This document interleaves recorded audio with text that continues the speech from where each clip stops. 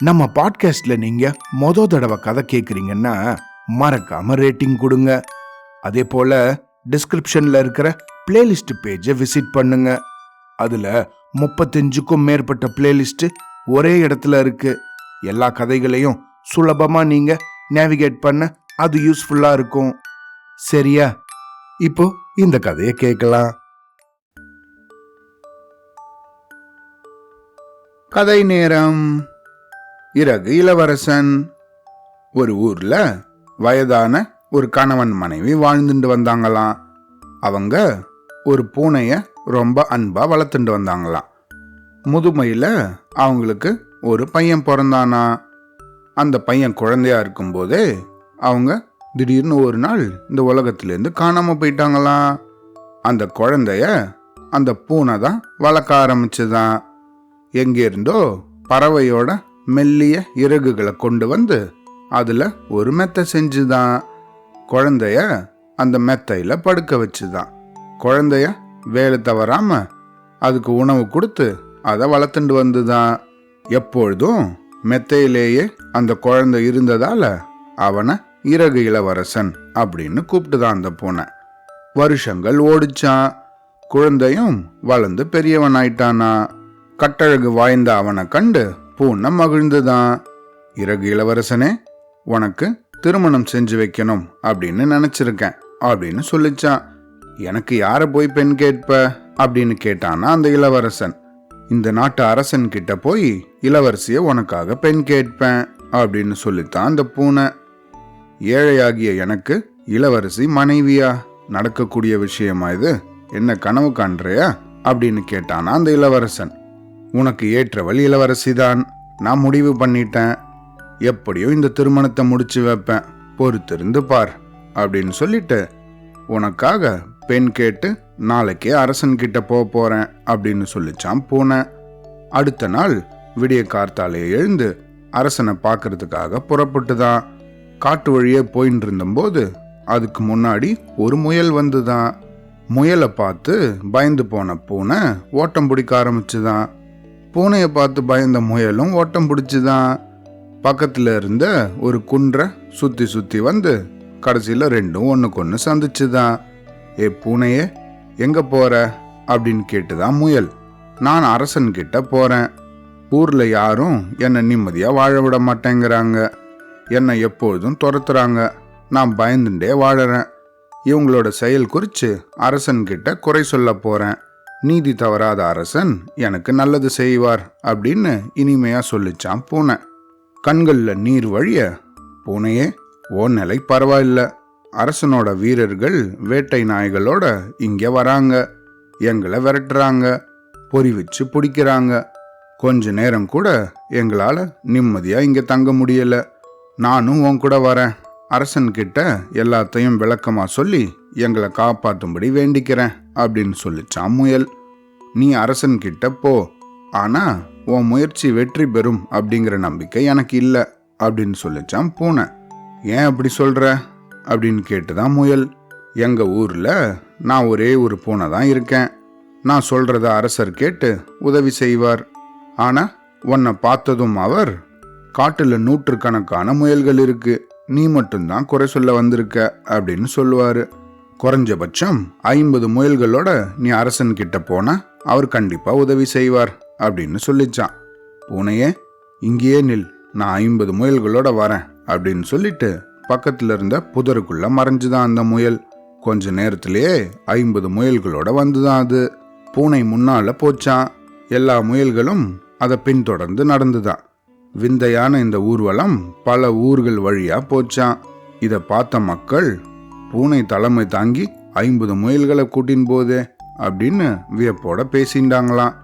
கடைசியா அந்த ஊர்வலம் அரசனோட அரண்மனைய அடைஞ்சுதான். அங்க காவலுக்கு இருந்த வீரனை பார்த்து, நாங்க அரசனை பார்க்கணும் அப்படின்னு சொல்லிச்சான் பூனை. அரண்மனை வாயிலேயே எல்லாரும் தங்க வைக்கப்பட்டாங்களாம். பூனைய மட்டும் அரசன் கிட்ட கூட்டின்னு போனானா வீரன். அரசனை பார்த்து பணிவாக வணங்கின பூனை, இறகு இளவரசன் 50 முயல்களை உங்களுக்கு பரிசா அனுப்பியிருக்கார்.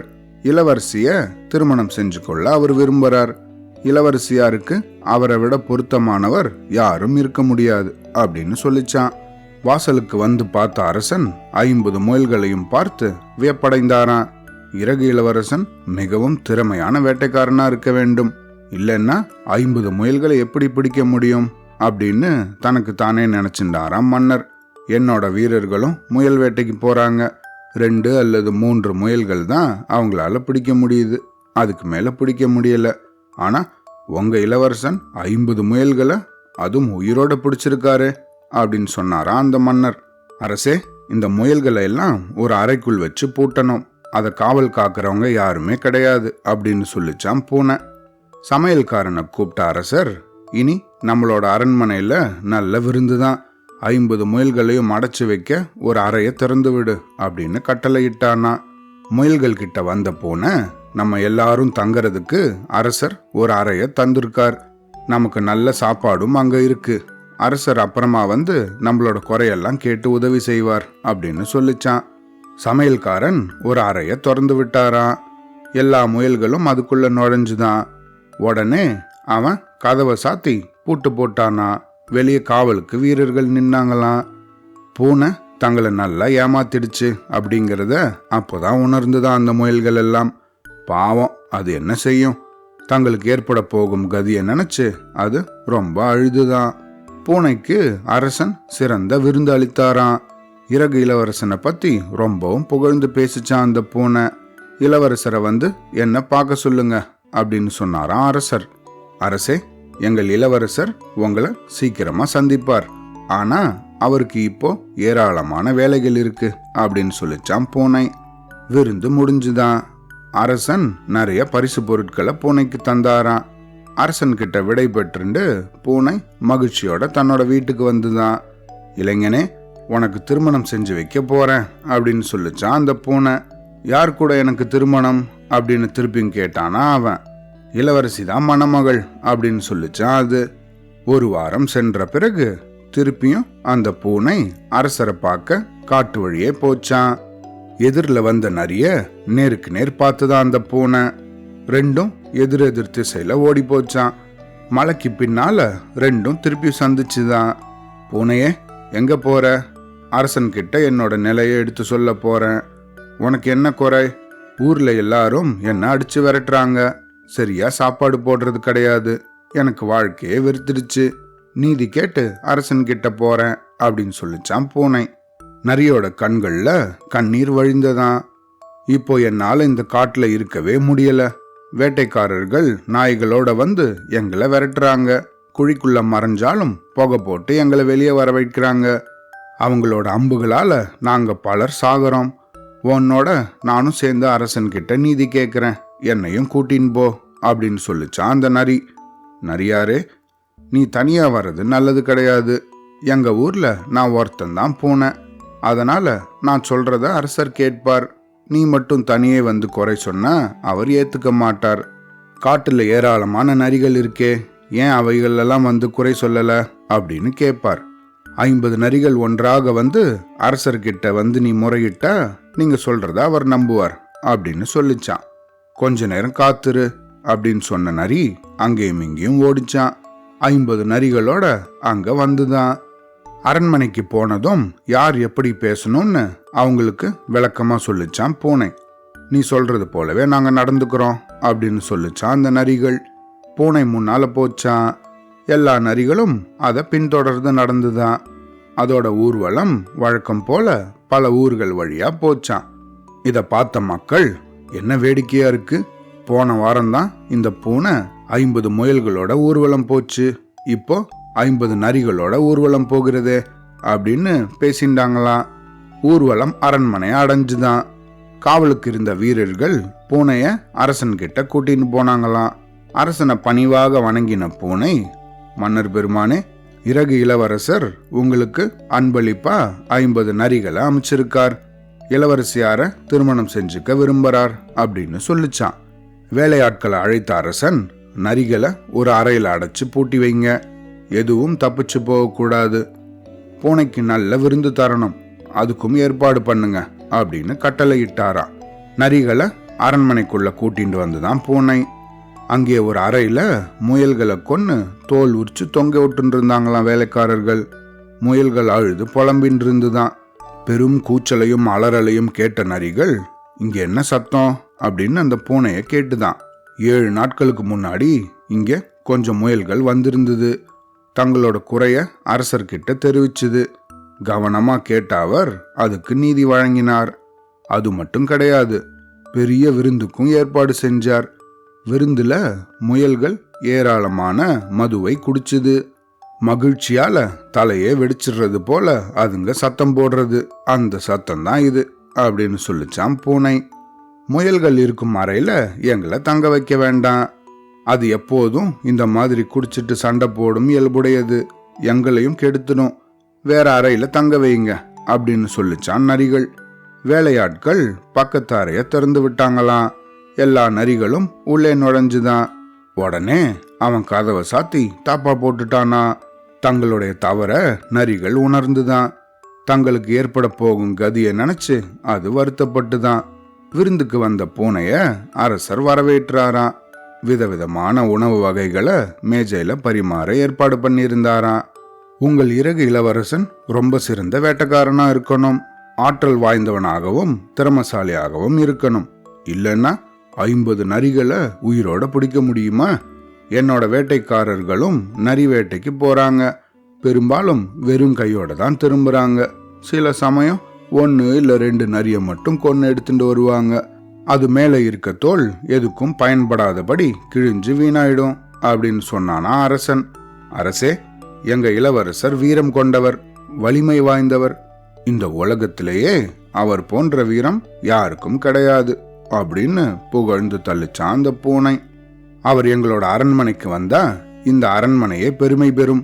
இளவரசிக்கு அவர் பொருத்தமானவர். நான் அவரை சந்திச்சா திருமணம் பற்றி பேசலாம் அப்படின்னு சொன்னாராம் அரசர். கண்டிப்பா அவரை கூட்டிட்டு வரேன்.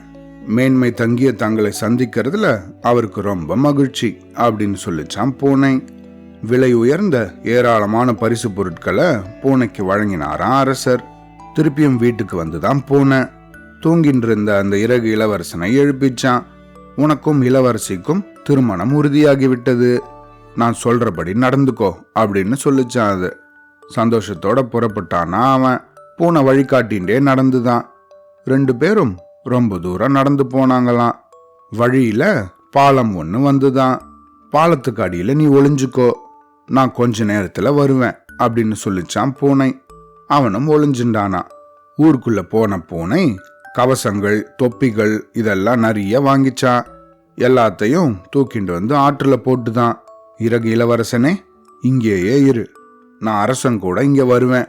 எங்களை பார்த்த உடனே வெளியே வந்துடாத. நான் நல்ல ஆடைகள் உன்கிட்ட தரேன், அதுக்கு அப்புறமா வெளியே வரலாம் அப்படின்னு சொல்லிச்சான் அது. அப்படியே செய்கிறேன் அப்படின்னானா அந்த பையன்.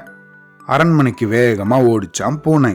அதை பார்த்த அரசன், இப்பயும் இறகு இளவரசர் வரலையா அப்படின்னு ஆர்வத்தோட கேட்டானா. அரசே, இளவரசர் உங்களை பார்க்க பெரும் படையோட வந்தார். வழியில ஆற்றை கடந்து வரும்போது எல்லா வீரர்களும் அதுல மூழ்கிட்டாங்க. அவங்களோட தலைக்கவசங்களும் தொப்பிகளும் தான் ஆற்றுல இப்போ மிதக்குது. நான் எப்படியோ இளவரசரை காப்பாற்றிட்டேன். அவர் கொண்டு வந்த விலை உயர்ந்த பொருட்கள் எல்லாம் ஆற்றுல போயிடுச்சு. உடைகள் எதுவும் இல்லாம பாலத்தின் கீழே இருக்கார். இப்படி ஒரு கொடுமை நிகழும்னு யாருமே எதிர்பார்க்கல அப்படின்னு பரபரப்பா சொல்லிச்சான் அந்த பூனை. இளவரசருக்கு இப்படி ஒரு கொடுமை என்னோட நாட்டிலேயா நடக்கணும்? விலை உயர்ந்த ஆடைகளை இப்போதே கொண்டு போங்க. வீரர்கள் அவருக்கு துணையா அணிவகுத்து வரட்டும். நானும் பூனையோட வரேன் அப்படின்னு சொன்னானா அரசன். வீரர்கள் சூழ அரசனும் பூனையும் அந்த பாலத்தை அடைஞ்சாங்களாம். ஆற்றுல நிறைய கவசங்களும் தொப்பிகளும் மிதந்து செல்வதை மன்னர் பார்த்தாராம். விலை உயர்ந்த ஆடைகளை இளவரசன் கிட்ட தந்துதான் பூனை. அவன் ஆடைகளை அணிந்து கொண்டு வெளியே வந்தானா. அரசர் அவனை சிறப்பாக வரவேற்றாராம். அழகான வண்டியில அவனை உட்கார சொன்னாராம். கோலாகலத்தோட இளவரசனோட ஊர்வலம் தொடங்கிச்சான். அரண்மனை வாசல்லேயே அரசியும் இளவரசியும் காத்திருந்தாங்களாம். இளவரசனோட அழக கண்டு இளவரசி மகிழ்ந்தாளாம். 2 பேருக்கும் சீரும் சிறப்புமா திருமணம் நடந்துதான். சில நாட்கள் கழிஞ்சுதான். பூனைய கூப்பிட்ட அரசர், உங்க இளவரசரோட செல்வ செழிப்பை பார்க்கணும்னு நான் நினைக்கிறேன். எப்போ உங்க நாட்டுக்கு போகலாம்? நான் பெரிய படை சூழ வரேன் அப்படின்னு சொன்னாராம். எப்போ வேணும்னாலும் புறப்படலாம் அப்படின்னு சொல்லிச்சான் பூனை. அடுத்த வாரம் புறப்படுவோம் அப்படின்னு சொன்னாராம் அரசர். என்ன செய்யலாம் அப்படின்னு யோசிச்சுதான் பூனை. சில அரக்கர்களுக்கு சொந்தமான ஏராளமான நிலங்களும் அரண்மனைகளும் இருக்கிறது அதுக்கு ஞாபகம் வந்துதான். எப்படியாவது அதை நம்ம இறகு இளவரசனுக்கு சொந்தமானது அப்படின்னு சொல்லி அரசனை ஏமாத்தணும் அப்படின்னு நினைச்சுதான் அது. இளவரசர் தேர்ல அமர்ந்தாராம். அரசனும் பக்கத்திலே உக்காந்தாராம். பெரும் படை சூழ ஆரவாரத்தோட புறப்பட்டாங்களாம். பூனை வழிகாட்டின்டே முன்னாடி போச்சான். அங்க வயல்கள்ல நிறைய பேர் வேலை செஞ்சுட்டு இருந்தாங்களாம். அவங்க கிட்ட வந்த பூனை, இன்னும் கொஞ்ச நேரத்துல பெரும் படையோடு அரசர் ஒருத்தர் இங்க வருவார். இந்த நிலம் யாரோடது அப்படின்னு உங்களை கேட்பார். நீங்க இந்த நிலங்கள் எல்லாம் இறகு இளவரசரோடது அப்படின்னு சொல்லணும். இத கேட்டா அரசர் மகிழ்ச்சியோட உங்களுக்கு பரிசுகள் வழங்குவார். மாறா இது அரக்கனோடது அப்படின்னு உண்மையை சொன்னா உங்களை எல்லாம் கொன்னுடுவார் அப்படின்னு சொல்லிச்சான். அரசனும் அங்க வந்தாராம்.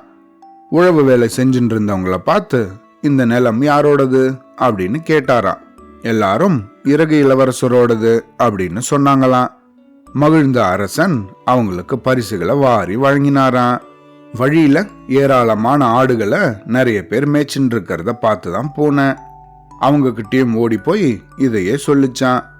அரசன் வந்து கேட்டபோது எல்லா மந்தைகளும் இறகு இளவரசரோடது அப்படின்னு அவங்க சொன்னாங்களாம். தன்னை விட இளவரசன் கிட்ட அதிகம் செல்வம் இருக்கு அப்படின்னு நினைச்சு மகிழ்ந்தானா அரசன். இனி இளவரசனோட அரண்மனைக்கு போலாம் அப்படின்னு சொன்னானா அரசன். அரக்கர்கள் தங்கி இருக்கும் அந்த அரண்மனைக்குள்ள வந்துதான் பூனை.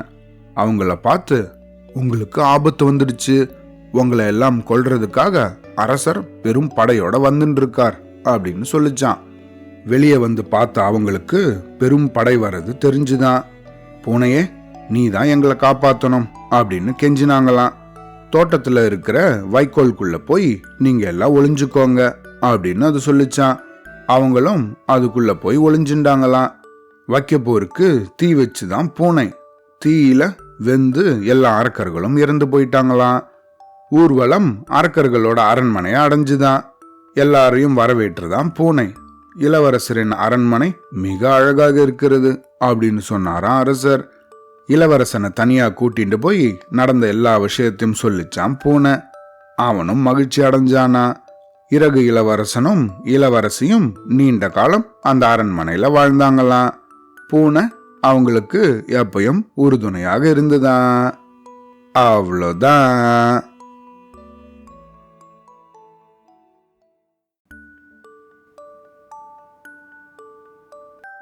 திறமையான கடைக்குட்டி. ஒரு ஏழை விறகு வெட்டி தன் மனைவியோட வாழ்ந்துட்டு வந்தானா. அவனுக்கு 7 பசங்க இருந்தாங்களாம். அவன் எவ்வளவோ கடுமையா உழைச்சும் அவங்க பல நாள் பட்டினி கிடந்தாங்களாம்.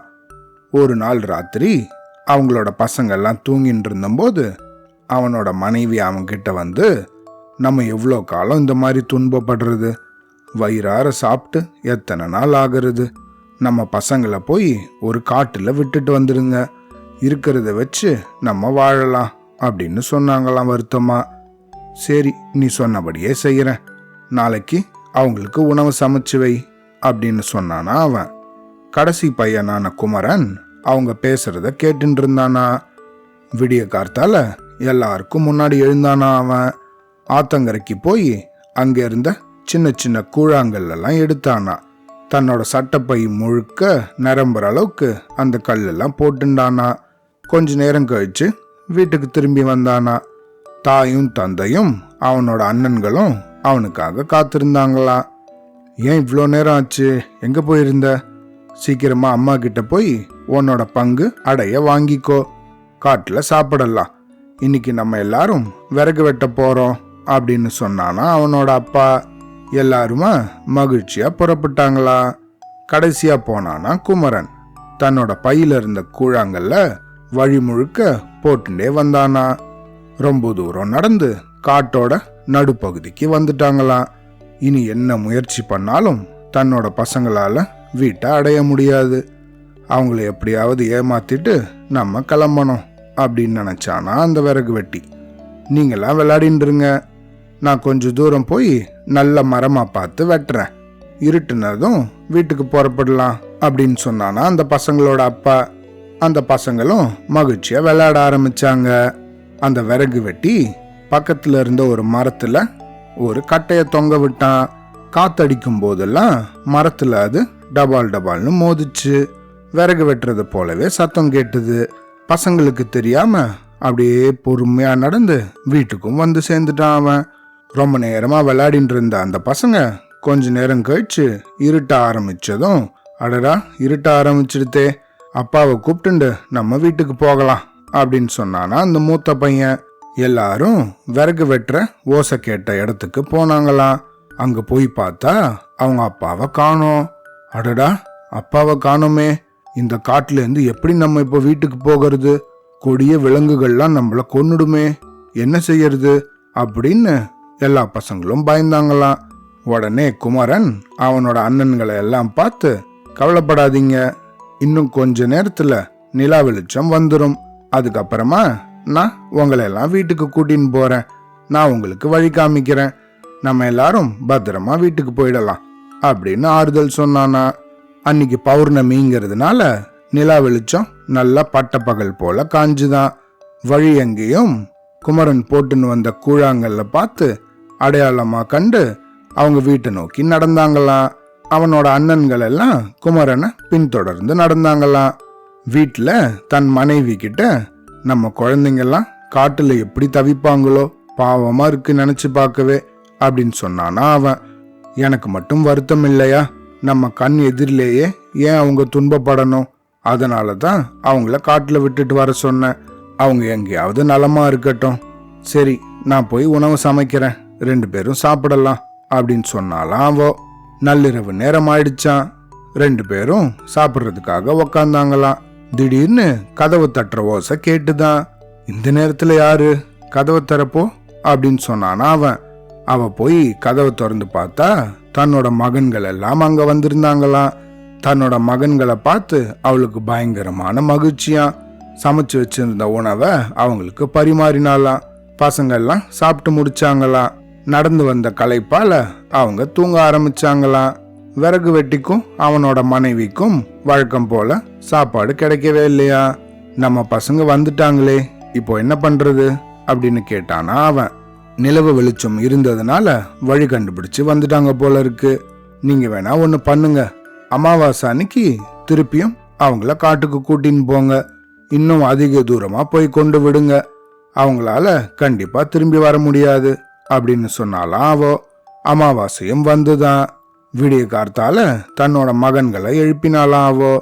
காட்டுக்கு விறகு வெட்ட போகும்போது அப்பாவோட நீங்களும் போங்க, மத்தியானம் சாப்பாட்டுக்காக ஆளுக்கு 2 அடை சுட்டு வச்சிருக்கேன் அப்படின்னு சொன்னாலாம் அவங்க அம்மா. குமரனுக்கு என்ன நடக்க போறது அப்படின்றது புரிஞ்சிருச்சான். கூழாங்கல்ல பொறுக்கிண்டு வர்றதுக்கு இன்னைக்கு அவனுக்கு நேரம் இல்லையா. அடடா, என்ன செய்யறது அப்படின்னு குழம்பினானா அவன். நேரமும் ஆயிடுச்சான். எல்லாரும் புறப்படுங்க அப்படின்னு அவசரப்படுத்தினானா விறகு வெட்டி. அவங்களோட கடைசியா போனானா குமரன். தன்னோட கையில இருந்த அடைய கொஞ்சம் கொஞ்சமா பிச்சு வழி எங்கேயும் போட்டுண்டு வந்தானா. அவன் போட்டுண்டு வந்த அடைகளை எல்லாம் கொஞ்ச நேரத்திலேயே குருவிகளும் எறும்பும் சாப்பிட்டுடுச்சான். விறகு வெட்டி அவங்கள வழக்கம் போல விளையாட சொன்னானா. கட்டைய தொங்க விட்டு டப்பு டப்புன்னு அந்த ஓசையை ஏற்படுத்திட்டு கொஞ்ச நேரத்துக்கெல்லாம் அங்கிருந்து கிளம்பி வீட்டுக்கு வந்து சேர்ந்துட்டானா. அன்னைக்கும் இருட்ட ஆரம்பிச்சுதான். எல்லாரும் அப்பாவை காணோன்னு திகைச்சு போயிட்டாங்களாம். நான் வழி காட்டுறேன், கவலைப்படாதீங்க அப்படின்னு சொன்னானா குமரன். ஆனா அவன் போட்டிருந்த அந்த அடைகள் எல்லாம் கீழே இல்லாததுனால வழி தெரியாம அங்கேயும் இங்கேயும் அலைஞ்சானா. பக்கத்துல இருந்த ஒரு பெரிய மரத்து மேல ஏறினானா. தொலை தூரத்துல ஒரு விளக்கு வெளிச்சம் தெரிஞ்சுதான். இத பார்த்தானா குமரன். கீழே இறங்கின அவன், அண்ணன்களே, கொஞ்ச தூரத்துல ஒரு வெளிச்சம் தெரியுது, கண்டிப்பா அங்க ஏதோ ஒரு வீடு இருக்கணும், நம்ம போய் இன்னைக்கு ராத்திரி அங்க தங்கலாம் அப்படின்னு சொன்னானா. எல்லாரும் வெளிச்சம் வந்த அந்த இடத்தை நோக்கி நடந்தாங்களாம். அவங்களோட கண்களுக்கு ஒரு பெரிய வீடு தெரிஞ்சுதான். அது ஒரு அரக்கனோட வீடாம். அரக்கனும் அவனோட 7 மகன்களும் வெளியே போயிருந்தாங்களாம். அரக்கனோட தாய் மட்டும் அப்போ வீட்டுல இருந்தாளாம். குமரன் கதவை தட்டினானா. அரக்கி கதவை திறந்தாளாம். 7 பசங்களை பார்த்ததும் அவளுக்கு பயங்கரமா சந்தோஷமாயிடுச்சான். பாட்டி, இந்த காட்டுல நாங்க வழி தவறி எங்கேயோ போயிட்டோம். இன்னைக்கு ஒரு நாள் மாத்திரம் உங்க வீட்டுல தங்கறதுக்கு எங்களுக்கு இடம் கொடுக்குறீங்களா? நாளைக்கு கார்த்தால நாங்க கிளம்பி போயிடுறோம் அப்படின்னு சொன்னானா குமரன். நீங்க இங்கேயே மகிழ்ச்சியா தங்கலாம். இன்னும் கொஞ்ச நேரத்துல என்னோட மகனும் 7 பேரன்களும் வந்துருவாங்க. உங்களை பார்த்தா அவங்களும் ரொம்ப மகிழ்ச்சி அடைவாங்க. நீங்க ரொம்ப களைப்பா இருப்பீங்க போல இருக்கே.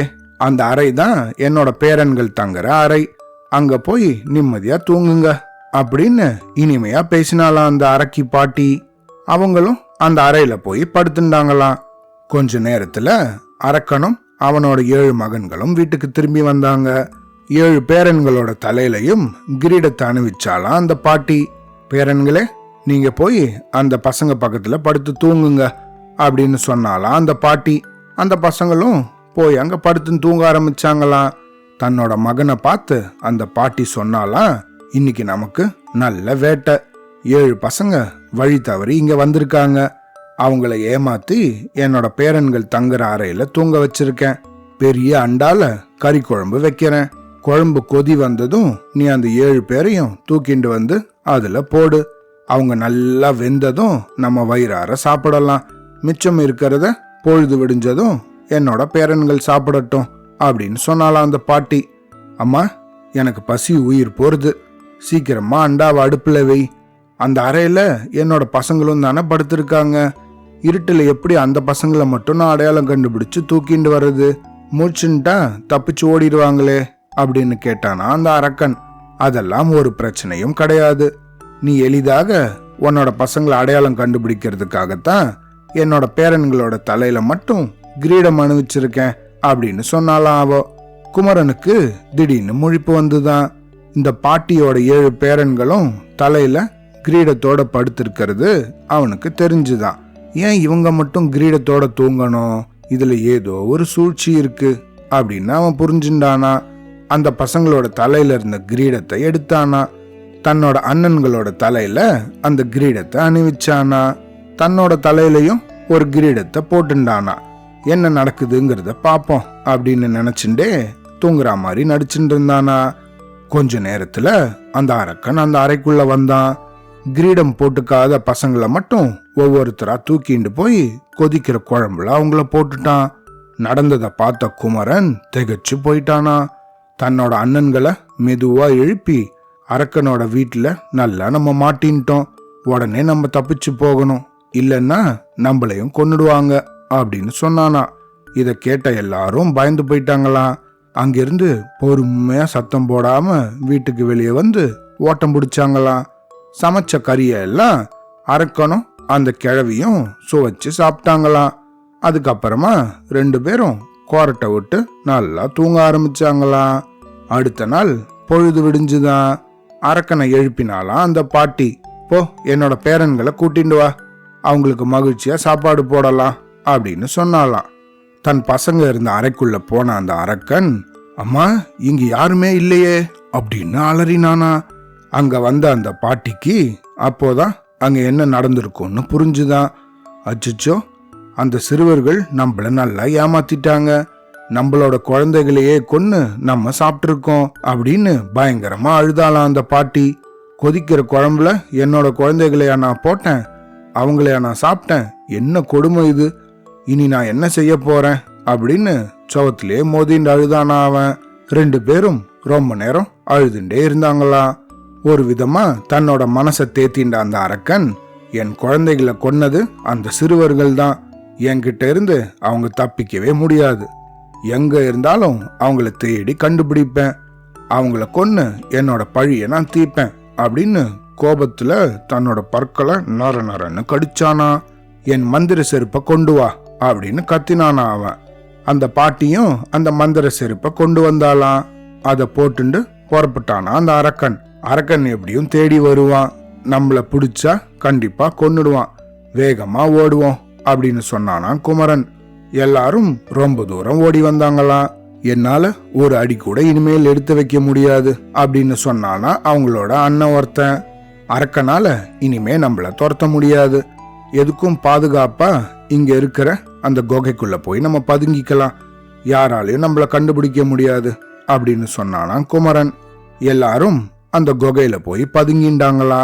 அரக்கனோட காலடி ஓசை திடீர்னு அவங்களுக்கு கேட்டுதான். எல்லாரும் நடுங்க ஆரம்பிச்சாங்களாம். அங்க வந்த அரக்கன் எல்லா திசைகளையும் சுத்தி பார்த்தானா. அவங்க பதுங்கி இருக்கிறது அவனோட கண்ணுக்கு தெரியலையா. மந்திர செருப்பே, இங்கதான் அவங்க இருப்பாங்கன்னு என்ன கூட்டின்னு வந்தையே, இங்க அவங்கள காணுமே, நீயும் என்ன ஏமாத்துறியா அப்படின்னு சொல்லிட்டு அங்கேயே படுத்தானா. ரொம்ப நேரமா நடந்து வந்த களைப்புல அவன் கொரட்டை விட்டு அங்கேயே தூங்கிட்டானா. இத பார்த்த குமரன், அரக்கன் நல்லா தூங்குறான், அவ்வளோ சீக்கிரமா எழுந்திருக்க மாட்டான், நீங்க சத்தம் போடாம இங்கேயே இருங்க, மந்திர செருப்ப நான் போய் அவங்கிட்டேருந்து எடுத்துன்னு வந்துடுறேன், அவனோட வீட்டுக்கே போய் அங்கிருந்து ஏராளமான பொருட்களை கொண்டு வரேன், அப்புறமா நம்ம எல்லாரும் நம்ம வீட்டுக்கு போயிடலாம் அப்படின்னு சொன்னானா. தன்னோட அண்ணன்கள் எல்லாரும், எங்களை காப்பாற்ற வேண்டியது உன்னோட பொறுப்பு குமரா, நீ என்ன நினைக்கிறையோ அப்படியே செய் அப்படின்னு சொன்னாங்களாம். குகையிலிருந்து வெளியே வந்தானா குமரன். அரக்கனோட கால்ல இருந்த செருப்ப சத்தம் போடாம கழட்டினானா. அத தன்னோட கால்ல போட்டுண்டானா. மந்திர செருப்பே, நான் அரக்கனோட வீட்டை அடையணும் அப்படின்னு சொல்லிட்டு பொறுமையா நடக்க ஆரம்பிச்சானா. மந்திர செருப்பு அவனை அரக்கனோட வீட்டுக்கு முன்னாடி போய் நிறுத்திச்சான். உடனே அந்த வீட்டு கதவை அவசர அவசரமா தட்டினானா. பாட்டி பாட்டி, கதவை தர, உன்னோட பையனுக்கு ஆபத்து அப்படின்னு அவன் கத்தினானா. அந்த பாட்டியும் கதவை திறந்தாலாம். என் பையனுக்கு என்னாச்சு அப்படின்னு கேட்டாலாம். உன்னோட பையன் கொடுமையான திருடர்கள் கிட்ட சிக்கின்ட்டான், அவங்க உன் பையனை கட்டி வச்சு துன்புறுத்துறாங்க, நிறைய பொருள் கொடுத்தாதான் உன்னோட பையன் உயிர் பழப்பான், இல்லைன்னா அவனை கொன்னுடுவாங்க அப்படின்னு சொல்லிட்டு மந்திர செருப்ப அடையாளத்துக்காக உன்னோட பையன் என்கிட்ட கொடுத்தான், இத காட்டுனா என்னோட தாய் நிறைய பொருட்கள் தருவாங்க, அதெல்லாம் சீக்கிரமா வாங்கிட்டு வா, அப்போதான் நான் உயிர் பழப்பேன் அப்படின்னு சொல்லி உங்களோட பையன் தான் என்னை அனுப்பினா அப்படின்னு பரபரப்பா சொன்னானா அந்த குமரன். அடடா மகனே, உனக்கு ஆபத்தா, உன்னை விட எனக்கு பொருட்களா பெருசு அப்படின்னு அலறினாவோ. பெரிய சாக்கு பையில நிறைய பொற்காசுகளை எல்லாம் போட்டு அவன்கிட்ட தந்தாலாம். அந்த பைய வாங்கின குமரன், இனி கவலைப்பட வேண்டாம், உங்க பையன் கண்டிப்பா வந்து சேர்ந்துருவான் அப்படின்னு சொல்லிட்டு அங்கேருந்து புறப்பட்டானா. மந்திர செருப்போட உதவியால தன்னோட அண்ணன்கள் இருந்த இடத்த அடைஞ்சானா குமரன். அரக்கன் இன்னும் கொரட்டை விட்டு தூங்கிட்டு இருந்தானா. இனிமேல் இந்த அரக்கனால நம்மள ஒன்னும் செய்ய முடியாது, மந்திர செருப்பை இழந்துட்டான் அவன், அதனால அரக்கனால இனி நம்மள தேடி எங்கேயும் வர முடியாது அப்படின்னு சொன்னானா குமரன். எல்லாரும் என்னை இறுக்கமா பிடிச்சுக்கோங்க அப்படின்னு சொன்ன குமரன், அண்ணன்கள் எல்லாரும் குமரனை நல்லா பிடிச்சுட்டாங்களாம். மந்திர செருப்பே, நாங்க எங்களோட வீட்டுக்கு போகணும் அப்படின்னு சொன்னானா குமரன். கொஞ்ச நேரத்துல எல்லாரும் அவங்களோட வீட்டை அடைஞ்சாங்களாம். அந்த பசங்களோட தாயும் தந்தையும், மகன்களே, காட்டுல என்ன கஷ்டப்படுறீங்களோ, வறுமையால தான் இந்த கொடுமையான செயலை நாங்க செஞ்சிட்டோம் அப்படின்னு அழுது புலம்பின்னு இருந்தாங்களாம். திடீர்னு அவங்க வீட்டுல கதவு தட்டுற ஓசை கேட்டுதான். யாரா இருக்கும் அப்படின்னு நினைச்சு அந்த தாயும் தந்தையும் போய் கதவை திறந்தாங்களாம். தங்களோட 7 பசங்களும் அங்க வந்து நிக்கிறத பார்த்து அவங்க அழுது கட்டி தழுவி அவங்களுக்கு முத்தம் கொடுத்தாங்களாம். அம்மா, இனிமே நமக்கு வறுமையே கிடையாது, பல தலைமுறைக்கு தேவையான பொற்காசுகளோட வந்திருக்கோம் அப்படின்னு சொன்னானா குமரன். சாக்க பிரிச்சு பார்த்தானாம் விறகு வெட்டி. அதுக்குள்ள ஏராளமான பொற்காசுகள் இருந்துதான். எதிர்பார்க்காம கிடைச்ச இந்த நல்வாழ்வை நினைச்சு எல்லாரும் மகிழ்ந்தாங்களாம். தூக்கம் கலைஞ்சு எழுந்தானா அரக்கன். தன்னோட கால்ல மந்திர செருப்பு இல்லாததை பார்த்து அவன் திடுக்கிட்டானா. எப்படியோ கஷ்டப்பட்டு தன்னோட வீட்டுக்கு வந்து சேர்ந்தானா. வாசல்லையே காத்திருந்த அவனோட அம்மா, மகனே, உன்னை விட்டுட்டாங்களா, நம்ம சேர்த்து வச்ச பொற்காசுகளை எல்லாம் அப்படியே கொடுத்து அமிச்சேனே அப்படின்னு சொன்னாலாம். என்னம்மா சொல்ற, நம்ம சேர்த்து வச்ச பொற்காசுகள்லாம் போயிடுச்சா, என்ன நடந்தது அப்படின்னு அதிர்ச்சியோட கேட்டானா அவன். நடந்த எல்லா விஷயத்தையும் அவன்கிட்ட சொன்னாலாம் அவனோட தாய். அம்மா, அந்த பசங்க நம்மள நல்லா ஏமாத்திட்டாங்க, நம்மளே நம்மளோட அருமை குழந்தைகளை கொன்றுட்டோம். என்னோட மந்திர செருப்பையும் இழந்துட்டேன். சேர்த்து வச்ச பொற்காசுகளும் போயிடுச்சு. இப்போ என்னதான் செய்யறது அப்படின்னு அழுதுண்டே கேட்டானா அவன். மகனே, ஒரே ஒரு நாள் தான் அவங்க இங்க வந்து தங்கினாங்க. நமக்கு எவ்வளவு நஷ்டம் ஏற்பட்டுருச்சு. இனி அவங்களோட வழிக்கே நம்ம போகாம இருக்கிறது தான் நல்லது அப்படின்னு அறிவுரை சொன்னாலாம் அந்த பாட்டி. சரிம்மா, நீ சொன்னபடியே நடக்கிறேன் அப்படின்னு சொன்னானா அந்த அரக்கன். அதுக்கப்புறமா விறகு வெட்டி தன்னோட குடும்பத்தோட மகிழ்ச்சியா வாழ்ந்தாங்களாம். அவ்வளோதான்.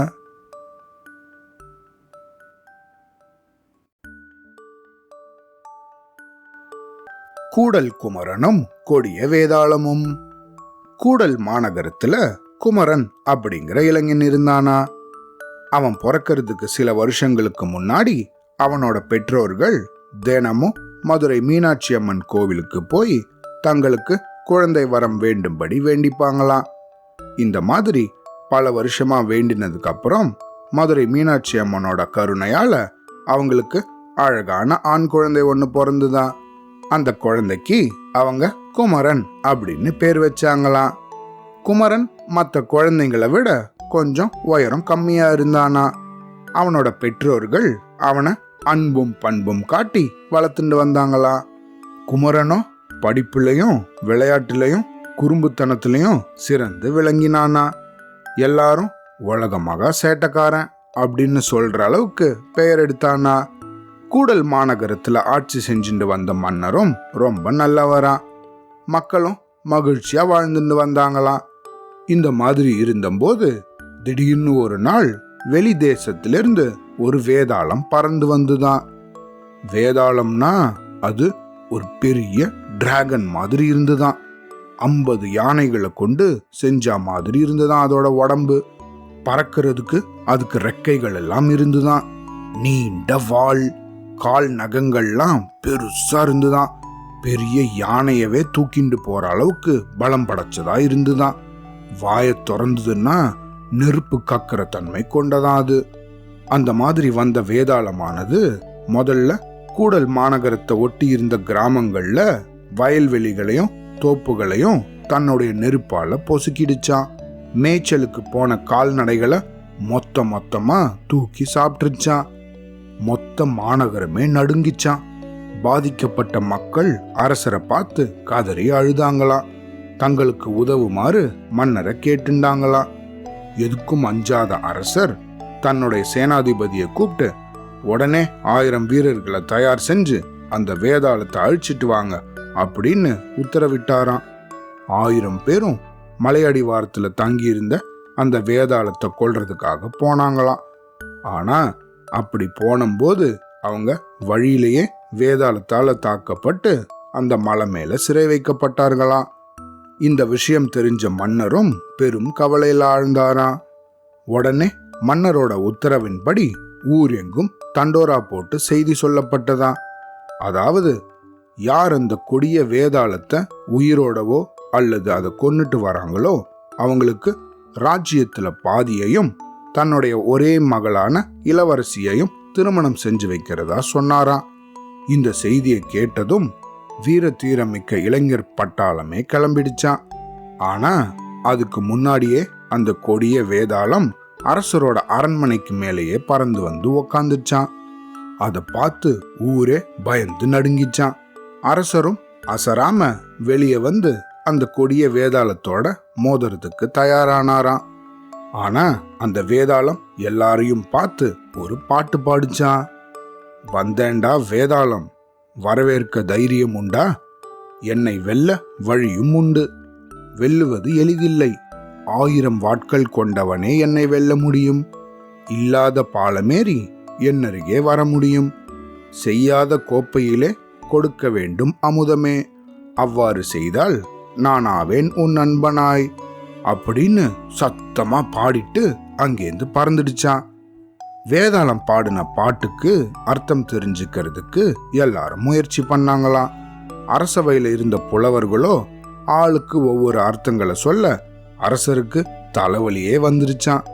1000 வாட்களை ஒருத்தனா, வாட்கள்னா போர்வாள், 1000 வாட்களை ஒருவனால எப்படி தூக்கிண்டு அத்தனை பெரிய வேதாளத்தை வெல்ல முடியும்?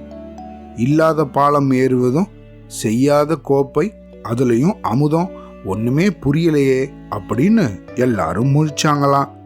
நாடும் இளவரசியும் கிடைக்க போறாங்க அப்படிங்கிற குருட்டு தைரியத்துல வேதாளம் தங்கியிருந்த மலையடிவாரத்தை நோக்கி ஒரு இளைஞர் பட்டாளமே அந்த வேதாளத்தோட சண்டை போட போச்சான். ஆனா அது கூட மோதி தோத்து போய் அங்கேயே அடிமையா கிடந்தாங்களாம். அரசருக்கோ இனிமேலும் இந்த வேதாளத்தை வெல்ல யாரும் வரமாட்டாங்க, இனிமேல் தானே முயற்சி செய்ய வேண்டியதுதான் அப்படிங்கிற நிலைமை வந்த போது அரண்மனைக்கு நம்ம குட்டி குமரன் வந்தானா. மன்னனை பார்த்து, அரசே, நான் அந்த கொடிய வேதாளத்தை கொல்ல போறேன், அதுக்கு முன்னாடி எனக்கு உங்களோட ஆசிர்வாதம் தேவை அப்படின்னு சொன்னானா. அத்தனை வேதனையிலையும் அவையில இருந்த எல்லாரும் சிரிக்க ஆரம்பிச்சிட்டாங்களாம். அவங்க குமரனோட சின்ன உருவத்தை பார்த்து கேலியா சிரிச்சாங்களாம். ஆனா அரசரும் இளவரசியும் மட்டும் சிரிக்கவே இல்லையா. குமரனோட தன்னம்பிக்கையையும் தைரியத்தையும் பார்த்து அவங்க வியந்தாங்களாம். இத்தகைய தன்மை கொண்டவர்களால தான் செயற்கரிய செயல்களை செய்ய முடியும் அப்படின்னு நம்பினாங்களாம். அரசரும் தன்னுடைய ஆசனத்தை விட்டு கீழே இறங்கி வந்து குமரனை கட்டி பிடிச்சு தன்னுடைய வாளை குமரன் கிட்ட கொடுத்தாராம். இளவரசியும் ஏதாவது கொடுக்கணுமே அப்படின்னு நினைச்சு திடீர்னு தன்னுடைய தலைமுடியில ஒன்ன பிடுங்கி குமரன் கிட்ட கொடுத்தாங்களாம். குமரனோ வாளையும் இளவரசி அன்பாக கொடுத்த அந்த தலைமுடியையும் பத்திரமா வச்சுட்டானா. தைரியமா வீட்டுக்கு போய் தன்னுடைய அப்பா அம்மா கிட்ட ஆசிர்வாதம் வாங்கினானா. அவனோட பெற்றோர்களோ தங்களோட பிள்ளையால கண்டிப்பா சாதிக்க முடியும் அப்படிங்கிற நம்பிக்கையில அவனுக்கு ஆசிர்வாதம் பண்ணி அனுப்பி வச்சாங்களாம். குமரன் தன்னோட குட்டி குதிரையில ஏறி மலை அடிவாரமா போக தொடங்கினானா. போற வழியில ஒரு மரத்தடியில தங்கி இளைப்பாறலாம் அப்படின்னு நினைச்சு குதிரைய அங்க நிறுத்தினானா. அங்க ஒரு பெரிய தேன் கூடு தரையில கிடந்துதான். தேனீக்கள் எல்லாம் அங்க இங்கன்னு பறந்துட்டு இருந்துதான். இத பார்த்து இறக்கப்பட்ட குமரன் அந்த தேன் கூட்டை கையில எடுத்து மரத்து மேல வச்சானா. உடனே தேன் கூட்டிலிருந்து வெளியே வந்த ராணி தேன் குமரன் கிட்ட பேசிச்சான். இரக்க குணம் படைத்த இளைஞனே, நாங்க ரொம்ப நாளா இங்கேயே தான் தரையில தான் கிடக்கிறோம். ஆனாலும் யாரும் எங்களை மரத்து மேல வைக்க நினைக்கல. அதுக்கு பதிலா எங்களை துன்புறுத்த தான் செஞ்சாங்க. பல வீரர்களும் எங்களை தாண்டி தான் வேதாளத்துக்கிட்ட சண்டை போட போனாங்க. ஆனா அவங்கெல்லாம் அதுகிட்ட சரணடைஞ்சிட்டாங்க. ஆனா நீங்களும் அந்த மாதிரி கிடையாது. அதனால உங்களுக்கு உதவுறதுக்கு நாங்களும் தயார். அதனால எங்களையும் உங்க கூடயே கூட்டிட்டு போங்க அப்படின்னு சொல்லிச்சான். குமரனும் மகிழ்ச்சியோட அந்த தேன் கூட்ட தன்னோட பையில வச்சிருந்தானா. குமரன் வர்றது தெரிஞ்ச வேதாளம் குமரனோட உருவத்தை பார்த்து கேலியா சிரிச்சுதான். ஏண்டா, என்னுடைய கால் நகத்தோட உயரம் கூட இல்லை, நீ எப்படி என்ன ஜெயிக்க போற அப்படின்னு அவனை கிண்டல் பண்ணிச்சான். குமரனோ, எனக்கு நம்பிக்கை இருக்கு, மீனாட்சி அம்மனோட அருளும் இருக்கு அப்படின்னு சொல்லி சண்டைக்கு போனானா. அப்போ அந்த ராணி தேன் குமரனை பார்த்து சொல்லிச்சான், 1000 வாட்கள் கொண்டு வெல்ல வேண்டும் அப்படின்னா என்கிட்ட இருக்கிற 1000 வீர தேனீக்களை கொடுக்கறேன். அதுங்க எல்லாம் உங்களுடைய வால் மேல உக்காந்துக்கும். நீங்க வாளை தூக்கி வேதாளத்தோட முகத்தை பார்த்து வீசுங்க, மீதிய என்னுடைய வீரர்கள் பார்த்துப்பாங்க அப்படின்னு சொல்லிச்சான். குமரனும் தன்னுடைய வாளை உயர்த்த தேன் கூட்டுல இருந்த 1000 தேனீக்களும் அந்த வாளை சுத்தி அது மேல உக்காந்துக்குச்சான். உடனே குமரனும் தன்னுடைய போர் வாளை தூக்கி வேதாளத்தை நோக்கி வீசினானா. உடனே 1000 தேனீக்களும் அந்த வாளை தூக்கிண்டு வேதாளத்தோட முகத்தை நோக்கி போச்சான். அதுங்க எல்லாம் தனித்தனியா பிரிஞ்சு வேதாளத்தோட கண்ணை குறி வச்சு கொட்டுச்சான். 1000 தேனீக்கள் கொட்டினதால கண் பார்வை தெரியாம கண்கள் வீங்கி வலியால வேதாளம் துடி துடிச்சு போச்சான். இதுக்கு மேலையும் குமரனோட மோதுறது சரியில்லை அப்படின்னு பயந்த வேதாளம் தன்னுடைய இருப்பிடத்தை நோக்கி பறந்து போயிடுச்சான். வேதாளத்தை கொட்டின 1000 தேனீக்களும் வீர மரணம் அடைஞ்சுதான். அது குமரனுக்கு ரொம்ப கஷ்டமா இருந்துதான். கண்கள்ல கண்ணீரும் வந்துடுச்சான். உடனே ராணி தேன், குமரா, தேனீக்களோட வாழ்க்கையில தினம் தினம் எங்களுக்கு வீர மரணம் உண்டு, கவலைப்பட வேண்டாம் அடுத்த காரியத்தை பத்தி சிந்திப்போம் அப்படின்னு சொல்லிச்சான். வேதாளம் இருந்த மலை உச்சிக்கும் குமரன் இருந்த இடத்துக்கும் நடுவுல பெரிய பாதாளம் இருந்துதான். அதை எப்படி தாண்டறதுன்னு தெரியாம குமரன் முழிச்சுட்டு இருந்தானா. அந்த சமயத்துல ராணித்தேன், நண்பரே, உங்ககிட்ட நூல், கயறு இது போல ஏதாவது இருக்கா அப்படின்னு கேட்டுச்சான். உடனே குமரனுக்கு இளவரசி கொடுத்த அந்த தலைமுடி ஞாபகத்துக்கு வந்துதான். அதை எடுத்து ராணித்தேன் கிட்ட கொடுத்தானா. அந்த ராணித்தேனியும் தன் தளபதி தேனிய கூப்பிட்டு, இந்த தலைமுடிய மலையோட உச்சியில போய் கட்டிட்டு வா அப்படின்னு சொல்லிச்சான். மறுமுனைய குமரனை பிடிக்க சொல்லிச்சான். என்ன ஆச்சரியம்! தளபதி தேனி பறக்க பறக்க இளவரசியோட தலைமுடியானது நீண்டுண்டே போச்சான். கடைசியா அந்த மலை உச்சியில போய் முடிச்சு போட்டு வந்துதான் அந்த தளபதி தேனி. குமரனோ தன்கிட்ட இருந்த மறுமுனைய தன்னுடைய குதிரை மேல கட்டி அதுக்கப்புறம் அந்த தலைமுடிய பிடிச்சு தொங்கிண்டே மலை உச்சிய அடைஞ்சானா. என்ன ஆச்சரியம்! அந்த தேனியால கட்டப்பட்ட கூந்தல் குமரனோட எடையவே தாங்கிச்சான். ஒரு வழியா மலை உச்சியில வேதாளம் இருந்த இடத்தை தேடி போன போது வேதாளத்தோட கண்கள் எல்லாம் வீங்கி கடுமையா வலியில துடிச்சுட்டு இருந்துதான். இத பார்த்த குமரனுக்கு கோபத்துக்கு பதில் வேதாளத்து மேல இரக்கம்தான் தோணுச்சான். பாவம் வேதாளம், கெட்ட குணம்னாலும் வலியால துடிக்கிறத பார்க்க மனசு இல்லாம அதுக்கு எப்படி உதவுறது அப்படின்னு யோசிச்சானா. உடனே ராணித்தேனி சொல்லிச்சான், வேதாளத்தோட வலி நீங்கி அதுக்கு திருப்பியும் கண் பார்வை வர்றதுக்கு ஒரே ஒரு வழிதான் உண்டு. நாங்க சேமிச்சு வச்சிருக்க தேனை குடிச்சா அதுக்கு கண் பார்வை வரும் அப்படின்னு சொல்லிச்சான். உடனே குமரன், தேனை பொடிச்சு கொடுக்கறதுக்கு பாத்திரம் போல எதுவும் இல்லையே அப்படின்னு யோசிச்சானா. தூரத்துல வேதாளம் சாப்பிட்டுட்டு போட்ட ஒரு பெரிய யானையோட மண்டவோடு இருந்துதான். அதை எடுத்துட்டு வந்து ராணி தேனி கொடுத்த தேனை அதுல பிடிச்சு வேதாளத்து மேல ஏறி அதோட வாயில அந்த தேனை ஊத்தினானா. உடனே வேதாளத்தோட வலி நீங்கி அதுக்கு கண் பார்வை வந்துதான். நெருப்பாக இருந்த அதோட கண்கள் கருணை கொண்டதாக மாறிச்சான். உடனே அந்த வேதாளம் குமரனை பார்த்து, ஐயா, நீங்க நம்பிக்கையுள்ள மாவீரர் மட்டும் கிடையாது, ரொம்பவும் இரக்கம் கொண்டவர். இனிமேல நான் உங்களோட அடிமை. தேவலோகத்தை சேர்ந்த நான் முன்னாடி ஒரு காலத்துல தவம் செஞ்ச முனிவரை தொந்தரவு செஞ்சதால அவர் எனக்கு சாபம் விட்டுட்டார். அதோட பரிகாரமா உங்களுடைய வீரச் செயலாலையும் அன்பாலையும் என்னுடைய சாபம் நீங்கும் அப்படின்னு சொல்லியிருந்தார். இன்னைக்கு எனக்கு சாப விமோச்சனம் கிடைச்சிடுச்சு. உங்களுக்கு இனிமே நான் உதவ போறேன் அப்படின்னு சொல்லிச்சான்.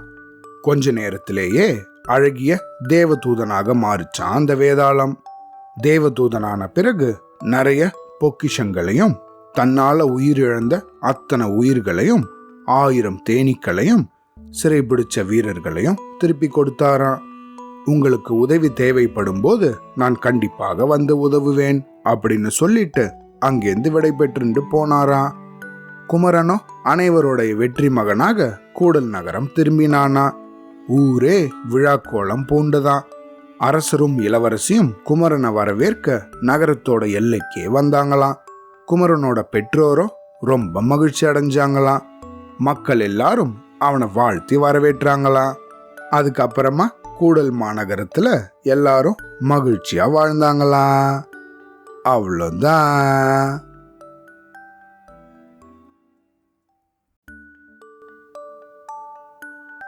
எள்ளு போச்சு, எண்ணெய் வந்தது. ஒரு ஊர்ல உழவன் ஒருத்தன் இருந்தானா. அவன் பெரிய மீசையோட பாக்குறதுக்கே பயங்கரமா இருந்தானா. நிலத்தை உழறதுக்காக அவன் வச்சிருந்த கலப்பை உடஞ்சு போயிருந்துதான். புது கலப்பை செய்யறதுக்காக மரம் வெட்டுறதுக்கு பக்கத்துல இருந்த காட்டுக்குள்ள நுழைஞ்சானா. அந்த காட்டுல இருந்த பெரிய மரம் ஒன்ன அவன் தேர்ந்தெடுத்தானா. நல்லா வைரம் பாஞ்ச மரம், இதுல கலப்பை செஞ்சா நீண்ட காலம் உழைக்கும் அப்படின்னு சொல்லிண்டே கோடாரியால அதை வெட்ட ஆரம்பிச்சானா. அந்த மரத்துல நிறைய பேய்கள் குடியிருந்துதான். அந்த மரத்தை அவன் வெட்டுறத பார்த்து அதுங்க பயந்து நடுங்கிச்சான். மரத்தை விட்டு கீழே இறங்கி எல்லா பேய்களும் அவனோட காலில் விழுந்துதான். பேய்களை பார்த்து அவனுக்கு பயத்தால மூச்சே நின்னுடும்படி இருந்துதான். அச்சுச்சோ, என்ன நடக்க போறதோ அப்படின்னு பயந்தபடி நடுங்கின்னே இருந்தானா. அந்த பேய்களுக்குள்ள இருந்து வயசான பேய் ஒண்ணு, ஐயா, இந்த மரத்துல நாங்க பரம்பரையா வாழ்ந்துட்டு வரோம். எதுக்காக இந்த மரத்தை வெட்டுறீங்க? எங்களுக்கு தயவு செஞ்சு வாழ்வு கொடுங்க அப்படின்னு அவன்கிட்ட கெஞ்சிச்சான். இத கேட்டதுக்கு அப்புறம்தான் அவனுக்கு போன உயிர் திரும்பி வந்துச்சான். தன்னோட நடுக்கத்தை மறைச்சுண்டானா அவன்.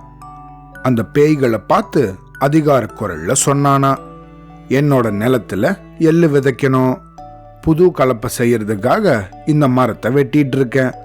நீங்க என்னோட காலில் விழுந்ததால பொழைச்சிங்க, இல்லைன்னா உங்களெல்லாம் ஒழிச்சு கட்டியிருப்பேன். என் வீட்டு தோட்டத்துல 10 பேய்களை கட்டி வச்சிருக்கேன் அப்படின்னு கண்ணாப்பின்னான்னு கதை அளந்தானா அவன். ஐயா, தயவு செஞ்சு மரத்தை வெட்டாதீங்க, நாங்க வேற எங்க போவோம், எங்க மேல தயவு செஞ்சு கொஞ்சம் இரக்கம் காட்டுங்க அப்படின்னு எல்லா பேய்களும் அவனோட காலை பிடிச்சுட்டு அழுதுச்சான். கலப்பை இல்லாம நான் என்ன செய்வேன்? என்கிட்ட இரக்கத்தை எதிர்பார்க்காதீங்க, மரத்தை வெட்டியே தீர்வேன் அப்படின்னு சொன்னானா அவன். அந்த வயசான பேய் அவனை பார்த்து, ஐயா, உங்களோட நிலத்துல ஒரு வருஷத்துக்கு எவ்வளவு எள் விளையுது அப்படின்னு கேட்டுச்சான். 50 மூட்டை எள்ளு. எதுக்காக கேட்குற அப்படின்னு சொன்னானா அவன். வருஷத்துக்கு 100 மூட்டை எள் நாங்க உங்களுக்கு தரோம், இந்த மரத்தை தயவு செஞ்சு வெட்டாதீங்க அப்படின்னு கெஞ்சிச்சான் அது. உங்க மேல இறக்கப்பட்டு இந்த மரத்தை வெட்டாம விடுறேன். ஒவ்வொரு வருஷமும் அறுவடை நேரத்துல 100 மூட்டை எள்ளு வந்தாகணும். வர தவறிச்சு இந்த மரத்தை வெட்டுறதோட நிறுத்த மாட்டேன், உங்க எல்லாரையும் அழிச்சு கட்டிடுவேன் அப்படின்னு மிரட்டினானா அவன். எங்களோட வேண்டுகோளை நீங்க ஏத்துண்டதுக்கு நன்றி, நாங்க சொன்ன சொல் தவற மாட்டோம் அப்படின்னு சொல்லிச்சான் அந்த பேய். மகிழ்ச்சியோட அவனும் வீட்டுக்கு வந்து சேர்ந்தானா. அறுவடை காலம் வந்துதான். பல இடங்கள்ல விளைஞ்ச எள்ளெல்லாம் இந்த பேய்கள் திருடிச்சான். எப்படியோ 100 மூட்டை எள்ள அவங்கிட்ட கொண்டு வந்து சேர்த்துடுச்சான். பேய்களை பார்த்தான் அவன். சொன்னபடியே எள்ள கொண்டு வந்திருக்கீங்களே, என்னை ஏமாத்த முயற்சி பண்ணா நான் பொல்லாதவன் ஆயிடுவேன், வருஷந்தோறும் இதே மாதிரி வரணும் சரியா அப்படின்னு மிரட்டி அதுங்கள அனுப்பி வச்சானா. அவனை பார்த்து நடுங்கினபடியே இந்த பேய்கள்லாம் அங்கேருந்து போச்சான். கொஞ்ச நாள் கழிஞ்சுதான் புது பேய் அப்படிங்கிற ஒரு பேய் தன்னோட உறவினர்களை பார்க்க அங்க வந்துதான். எல்லா பேய்களும் இழைச்சு துரும்பா இருந்துதான். இத பார்த்த அந்த புது பேய், போன வருஷம் உங்களை நான் வந்து பார்த்தம்போது நல்லா சந்தோஷமா இருந்தீங்களே, இன்னைக்கு என்ன இப்படி மெலிஞ்சு போய் சோகத்தோட காட்சி அளிக்கிறீங்க, என்ன நடந்துச்சுங்க சொல்லுங்க அப்படின்னு அது கேட்டுதான். நடந்த எல்லா விஷயத்தையும் ஒரு பேய் இந்த பேய்க்கு எடுத்து சொல்லிச்சான்.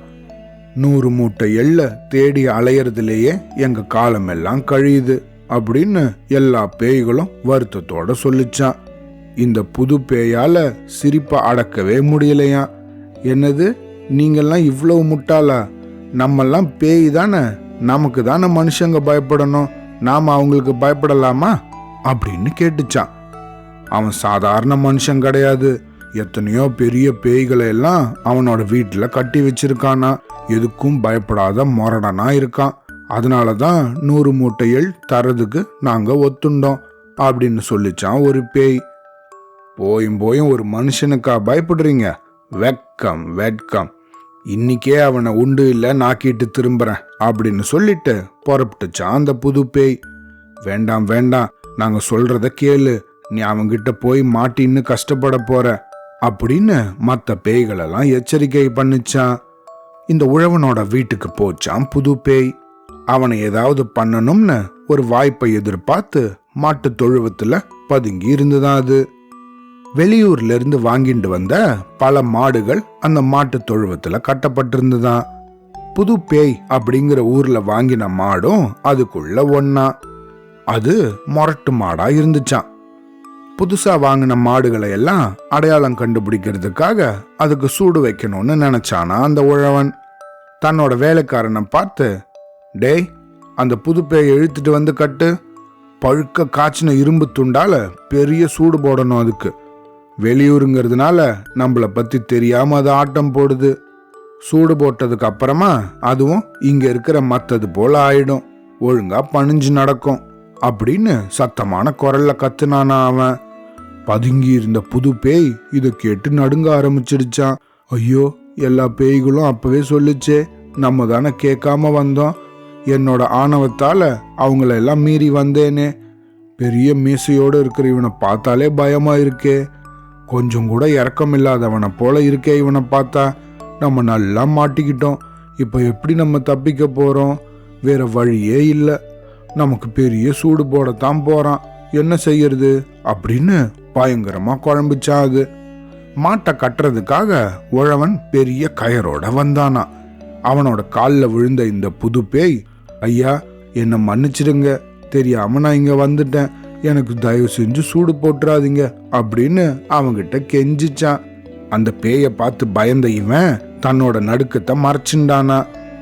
என் எதிரில் வர்றதுக்கு உனக்கு எவ்வளவு துணிச்சல், உன்னை என்ன செய்யறேன் பார் அப்படின்னு கோபத்தோட கத்துனானா. அவங்கிட்ட இருந்து எப்படி தப்பிக்கிறது அப்படின்னு சிந்திச்சு தான் இந்த புது பேய், மற்ற எல்லா பேய்களும் என்னை உங்ககிட்ட அனுப்பி வச்சுது அப்படின்னு இந்த பேய் போய் சொல்லிச்சான். எதுக்காக அனுப்பினாங்க, உண்மையை சொல், இல்லைன்னா உன் தோலை உரிச்சிருவேன் அப்படின்னு சத்தமான குரல்ல மிரட்டுனானா. பேய்கள் உங்களுக்கு வருஷந்தோறும் 100 மூட்டை எள்ளு தருது. நீங்க அதை எண்ணெய் ஆக்குறதுக்கு ஏன் கஷ்டப்படணும்? எள்ளுக்கு பதில் 100 பீப்பா எண்ணெயே தரதாக அதுங்க முடிவெடுத்திருக்கு. உங்களுக்கு எள் வேணுமா, எண்ணெய் வேணுமா? இதை தெரிஞ்சுன்னு வர்றதுக்காக தான் என்ன அனுப்பி வச்சுது. உங்களுக்கு என்ன வேணும் ஐயா, சொல்லுங்க அப்படின்னு நடுங்கினபடியே கேட்டுச்சான் அது. ஓஹோ, அப்படியா சேதி, இனிமேல் எனக்கு எள்ளு வேண்டாம், எண்ணெயாவே கொடுத்துருங்க. ஏதாவது தவறு நடந்துச்சுன்னா உங்க எல்லாரையும் தொலைச்சு கட்டிடுவேன், ஓடிப்போ அப்படின்னு விரட்டினானா. எப்படியோ தப்பிச்சோம் அப்படின்னு ஒரே ஓட்டமா ஓடிடுச்சான் அந்த பேய். மூச்சு வாங்க இந்த காட்டை வந்து அடைஞ்சுதான். அதோட நிலைமைய பார்த்த மற்ற பேய்களுக்கு அங்க என்ன நடந்திருக்குங்கிறது புரிஞ்சுதான். என்ன புது பேயே, பெருசா வீரமா பேசிட்டு போனையே, அவனை தொலைச்சு கட்டிட்டியா அப்படின்னு கேலியா கேட்டுச்சான் ஒரு பேய். உங்களோட பேச்ச கேட்காதது என்னோட தப்பு தான். மனுஷனா அவன் இவ்வளோ பெரிய முரடனா இருக்கானே, அவன்கிட்ட நான் நல்லா சிக்கின்ட்டேன். எனக்கு பெரிய சூடு வச்சிருப்பான். அதை இப்ப நினைச்சா கூட என்னோட உள்ளம் நடுங்குது அப்படின்னு அந்த புது பேய் சொல்லிச்சான். எப்படியோ அவங்கிட்ட இருந்து தப்பிச்சு வந்துட்டேன் அப்படின்னு சொல்லிச்சான். அவன் பெரிய ஆளாச்சே, அவங்கிட்ட நீ என்னன்னு சொல்லி தப்பிச்ச அப்படின்னு கேட்டுச்சான் அந்த வயசான பேய். அவனுக்கு 100 மூட்டை எள்ளு தர்றதா, இல்லைன்னா 100 பீப்பாய் எண்ணெய் தருவதா அப்படின்னு கேட்டுட்டு வர நீங்க அனுப்புனதா சொன்ன. அவனும் இனிமேல் 100 பீப்பாய் எண்ணெயே தரும்படி கட்டளையிட்டான் அப்படின்னு நடந்த விஷயத்த சொல்லிச்சான் இந்த புது பேய். என்ன காரியம் செஞ்சிட்ட நீ? 100 மூட்டை எள்ள கொடுத்துட்டு நிம்மதியா இருந்தோம். இனிமே 100 பீப்பாய் எண்ணெய் தரதா நீ சொல்லிட்டு வந்திருக்கையே. அவ்வளவு எண்ணெயை சேர்க்கறதுக்கு நாங்க தூக்கம் இல்லாம துன்பப்படணும். நாங்க தடுத்தும் நீ கேட்கல. இனி என்ன செய்யறது அப்படின்னு வருத்தத்தோட புலம்பிச்சான் அந்த பேய்கள் எல்லாம். எல்லா பேய்களும் தங்களோட தலைவிதிய நொந்துண்டுச்சான். வருஷந்தோறும் அந்த உழவனுக்கு 100 பீப்பாய் எண்ணெய கொடுத்துட்டு வந்துதான். தன்னோட அறிவு கூர்மை தன்னை நல்லா காப்பாத்திடுச்சு. உழைக்காமலேயே வளமா வாழும் வாய்ப்பும் நல்லா வந்தது அப்படின்னு மகிழ்ந்தானா அந்த உழவன். அவ்வளவுதான்.